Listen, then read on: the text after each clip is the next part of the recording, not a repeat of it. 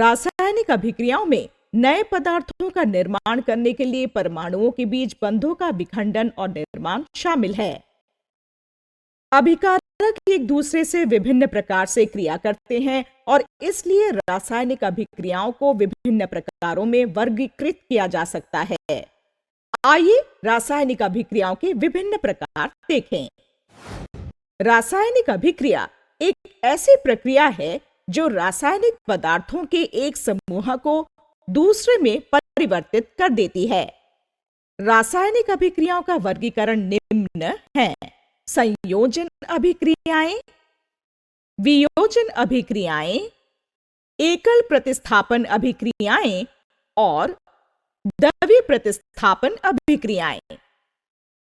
इस वीडियो में हम कुछ रासायनिक अभिक्रियाओं का अध्ययन करेंगे और उन्हें संयोजन, वियोजन और एकल प्रतिस्थापन अभिक्रियाओं के रूप में वर्गीकृत करेंगे। पहली अभिक्रिया आयन और कॉपर सल्फेट के विलयन की है। प्रयोग की व्यवस्था में एक परख नली है जिसमें जलीय CuSO4 विलयन और लोहे की कीलें हैं। कॉपर सल्फेट का जलीय विलयन जलयोजित कॉपर आयनों की उपस्थिति के कारण नीले रंग का दिखता है। अब विलयन में एक लोहे की कील डाली जाती है। आणविक स्तर पर क्या होता है? Cu2 आयन लोहे के परमाणुओं से बनी लोहे की कील की ओर गति करते हैं और ये Fe परमाणु 2 इलेक्ट्रॉन त्यागते हैं जो Cu2 आयन द्वारा ग्रहण किए जाते हैं। इस प्रकार निर्मित कॉपर परमाणु लोहे की कील पर निक्षेपित हो जाते हैं। इससे FeSO4.6H2O का निर्माण होता है तथा जलयोजित Fe आयनों के कारण विलयन हरा हो जाता है। अतः हमने सीखा है कि ये अभिक्रिया एकल प्रतिस्थापन अभिक्रिया है जिसमें आयन विलयन से कॉपर को प्रतिस्थापित कर देता है। दूसरी अभिक्रिया में वायु में मैग्नीशियम का दहन। प्रायोगिक व्यवस्था में एक मैग्नीशियम रिबन, बर्नर और चिमटा शामिल है। मैग्नीशियम रिबन को गर्म करने के लिए बर्नर को जलाया जाता है। मैग्नीशियम रिबन ऑक्सीजन की उपस्थिति में एक श्वेत लौ के साथ जलने लगता है जिससे मैग्नीशियम ऑक्साइड बनता है जिसे श्वेत अवशेष के रूप में देखा जाता है। दूसरे शब्दों में मैग्नीशियम वायु की ऑक्सीजन के साथ संयोजित होकर मैग्नीशियम ऑक्साइड बनाता है। चूंकि 2 अभिकारकों द्वारा संयोजित होकर एक उत्पाद निर्मित हुआ है इसलिए यह अभिक्रिया एक संयोजन अभिक्रिया है। तीसरी अभिक्रिया तनु हाइड्रोक्लोरिक अम्ल के साथ जिंक की है। प्रायोगिक व्यवस्था में निम्न शामिल हैं: तनु HCl से भरी एक परख नली, एक कॉर्क, एक पेट्री डिश में जिंक धातु और एक निकास नली। जिंक धातु को परख नली में डाला जाता है। कॉर्क से नली सील की जाती है।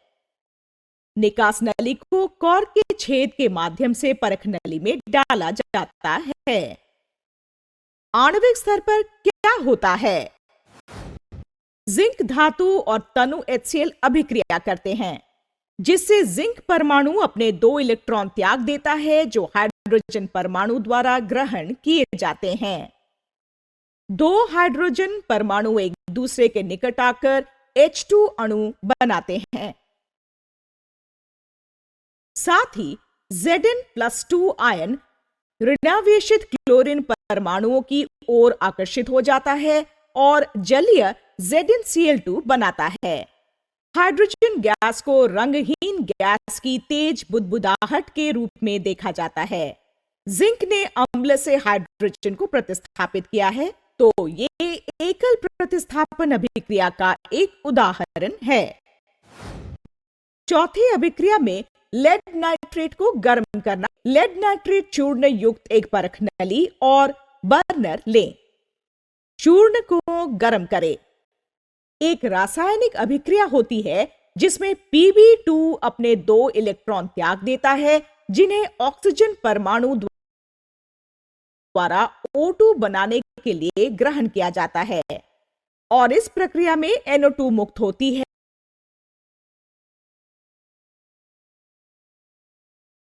और PbO बनता है। में लेड नाइट्रेट को गर्म करना शामिल है। इसके लिए लेड नाइट्रेट चूर्ण युक्त एक परख नली और बर्नर लें। चूर्ण को गर्म करें।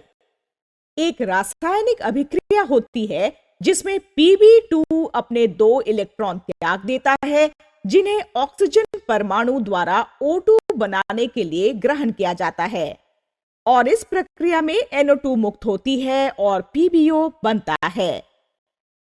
आप परख नली से भूरे रंग की गैस निकलते हुए देख सकते हैं, जबकि परख नली में चूर्ण पीला हो जाता है। ये गैस NO2 है और शेष पीला अवशेष लेड ऑक्साइड है।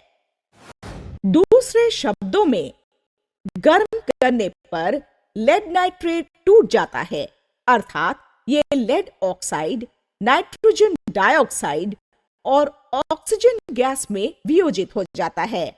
इसलिए ये एक तापीय वियोजन अभिक्रिया है।